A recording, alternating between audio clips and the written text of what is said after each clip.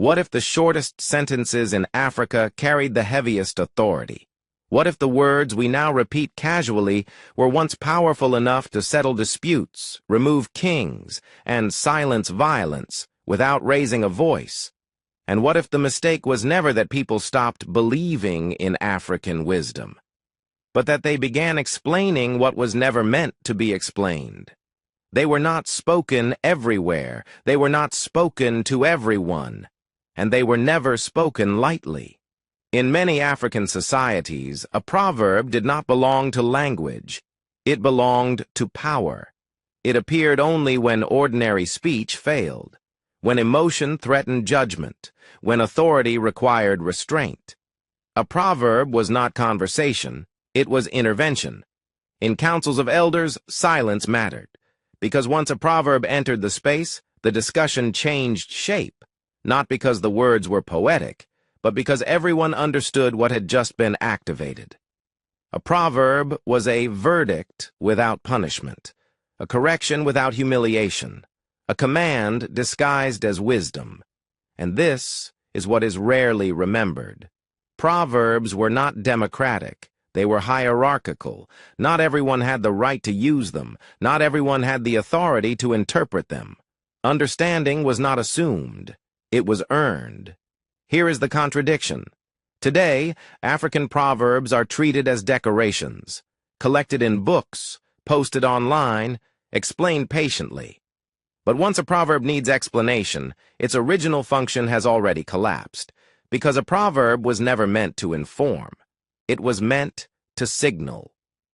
When an elder said, "The child who washes his hands eats with elders," no one asked what the hands meant. The proverb marked boundaries. It announced movement between status and responsibility. It was governance, not advice. Another contradiction follows. African societies were labeled oral to imply absence. Absence of law, absence of philosophy, absence of systems. But proverbs were law, compressed, memorized, enforced socially rather than violently. They were constitutions without paper, ethics without courts. A proverb could stop a fight faster than a spear, because breaking it did not just violate a rule, it broke belonging. Now consider the consequence. When proverbs are reduced to sayings, we lose how Africa regulated power. Leadership was not secured by force alone. A ruler who ignored proverbs lost moral legitimacy. An elder who misused one exposed himself. Proverbs disciplined authority as much as they guided the young. But when indigenous systems were displaced, the proverb lost its enforcement environment. What survived was sound, wisdom without jurisdiction, insight without consequence. This is why today, African proverbs are quoted fluently and ignored effortlessly. The cost is quiet, but deep. Eroded trust, fragile leadership, communities rich in words, poor in accountability. Not because wisdom disappeared, but because it was stripped of power.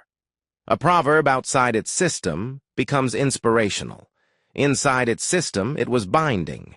And binding wisdom is uncomfortable. It restrains ego, limits ambition, reminds the powerful they are watched. Not by institutions, but by memory. Here is the clarity most people miss.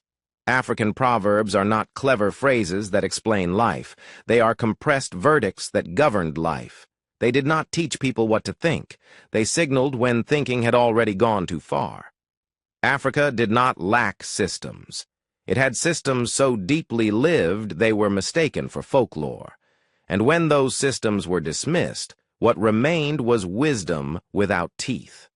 Repeated, admired, ignored. If a proverb once had the power to stop a king, ask yourself what kind of world we create when we treat it as decoration.